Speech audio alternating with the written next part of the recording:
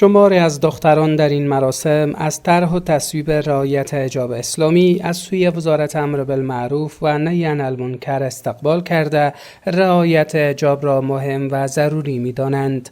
آنها در این گرد همایی از همه شهروندان کشور خواستند تا با حمایت از این طرح خانواده‌هایشان را مطابق با شریعت اسلامی عیار نمایند. تا کی من شما در گمراهی باشیم؟ تا کی من شما در ذلت باشیم؟ تا کی من شما در ضلالت باشیم؟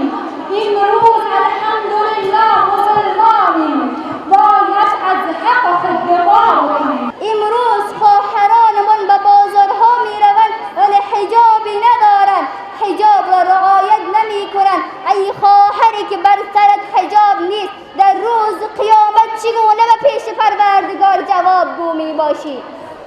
وقتی که از تو سوال می کند که چرا حجاب نکردی، چی جواب خواهیم داد؟ عزیزان من بسیار سخت است.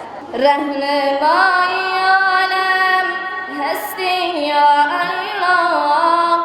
شماری از استادان مدرسه البنات جوزجان میگویند رعایت حجاب و پوشش اسلامی بهترین ارزش را به انسان میدهد. باید خانواده‌ها در ترویج آن نقش اساسی و سازنده را ایفا نمایند. حجاب است که به ارزش و مقام و والایی برای مرد و زن می‌افزاید و مرتبه عزت، عفت، شرافت و پاکدامنی آنان را بلند می‌کند.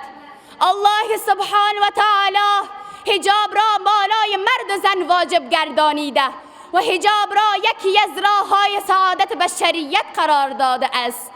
با گفته آنها حجاب اسلامی تضمین کننده سلامت جامعه و مسئولیت آن در برابر حیله‌های شیطانی و تهاجم فرهنگی است.